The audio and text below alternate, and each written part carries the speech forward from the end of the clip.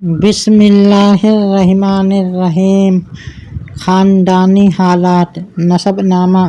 حضور اقدس صلی اللہ علیہ وسلم کا نسب شریف والد ماجد کی طرف سے یہ ہے: حضرت محمد صلی اللہ علیہ وسلم بن عبداللہ بن عبدالمطلب بن ہاشم بن عبد مناف بن قصی بن کلاب بن مرہ بن کعب بن لؤی بن غالب بن فہیر بن مالک بن نضیر بن کنانہ بن خزیمہ بن مدرکہ بن الیاس بن مجر بن نجار بن ماد بن عدنان، اور والدہ کی طرف سے حضور کا شجرہ نسب یہ ہے: حضرت محمد صلی اللہ علیہ وسلم بن آمنہ بنت وہب بن عبد مناف بن زہرہ بن کلاب بن مرہ۔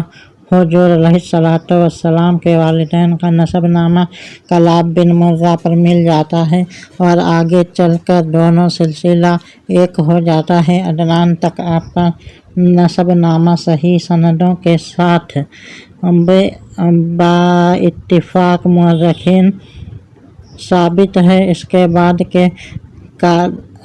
کے بعد کے ناموں میں بہت کچھ اختلاف ہے، اور حضور صلی اللہ علیہ وسلم جب بھی اپنا نسب نامہ بیان فرماتے تھے تو عدنان ہی تک کا ذکر فرماتے تھے، مگر اس پر تمام مورخین کا اتفاق ہے کہ عدنان حضرت اسماعیل علیہ السلام کی اولاد میں سے ہیں، اور حضرت اسماعیل علیہ السلام حضرت ابراہیم خلیل اللہ علیہ السلام کے فرزند ارجمند ہیں۔ خاندانی شرافت۔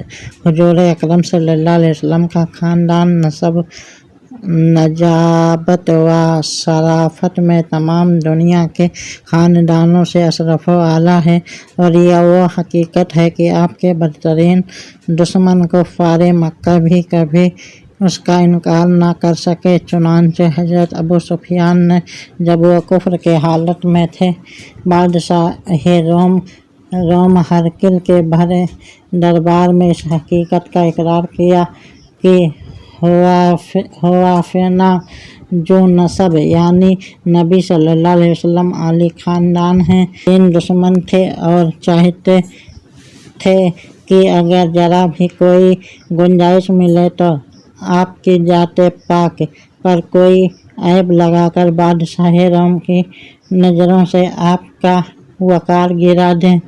مسلم شریف کی روایت ہے کہ اللہ تعالیٰ نے حضرت اسماعیل علیہ السلام کی اولاد میں سے کنانہ کو برگزیدہ بنایا اور کنانہ میں سے قریش کو چنا، اور قریش میں سے بنی ہاشم کو منتخب فرمایا اور بنی ہاشم میں سے مجھ کو چن لیا۔ بہرحال یہ ایک مسلمہ حقیقت ہے: لہ النسب العالی فلیس کمثلہ حسیبا نصیبا منعم متکرم، یعنی حضور انور صلی اللہ علیہ وسلم کا خاندان اس قدر بلند مرتبہ ہے کہ کوئی بھی حسب و نسب والا اور نعمت و بزرگی والا آپ کے مثل نہیں ہے۔ قریش حضور اقدس صلی اللہ علیہ وسلم کے خاندان نبوت میں کبھی حضرات اپنی گوناگون خصوصیات کی وجہ سے بڑے نامی گرامی ہیں، مگر چند ہستیاں ایسی ہیں جو آسمان فضل و کمال پر چاند ستارے بن کر چمکے۔ ان کمالوں میں سے فہیر بن مالک بھی ہیں۔ ان کا لقب قریش ہے اور ان کی اولاد قریشی یا قریش کہلاتی ہے۔ فہیر بن مالک قریش اس لیے کہلاتے ہیں کہ قریش ایک سمندری جانور کا نام ہے جو بہت ہی طاقتور ہوتا ہے اور سمندری جانوروں کو کھا ڈالتا ہے۔ یہ تمام جانوروں پر ہمیشہ غالب ہی رہتا ہے، کبھی مغلوب نہیں ہوتا۔ چونکہ فہیر بن مالک اپنی شجاعت اور خودداد طاقت کی بنا پر تمام قبائل عرب پر غالب تھے، اس لیے تمام اہل عرب ان کو قریش کے لقب سے پکارنے لگے۔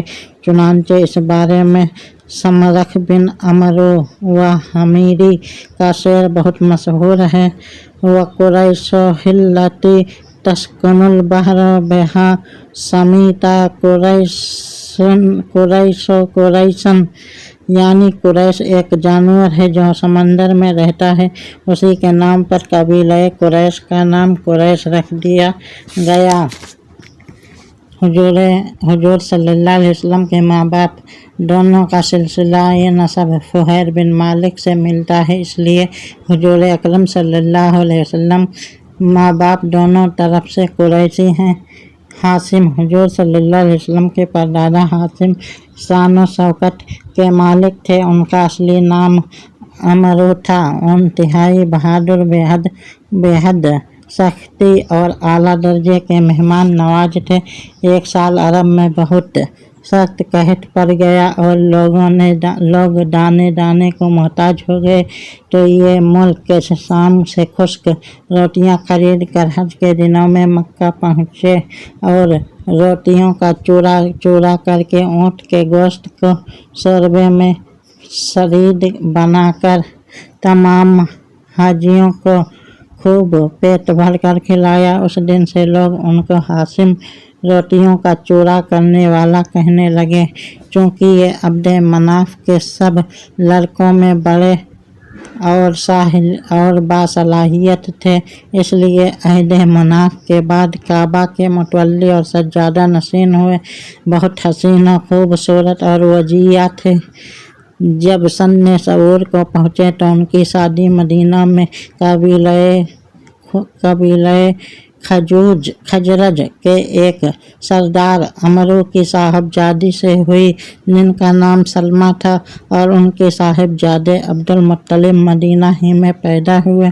चूँकि हाशिम 25 साल की उम्र पाकर मुल्क शाम के रास्ते में बमकामे गजवा इंतकाल कर गए, इसलिए अब्दुल मुत्तलिब मदीना ही में अपने नाना के घर पले बढ़े और जब 7 या 8 साल के हो गए तो मक्का आकर अपने खानदान वालों के साथ रहने लगे।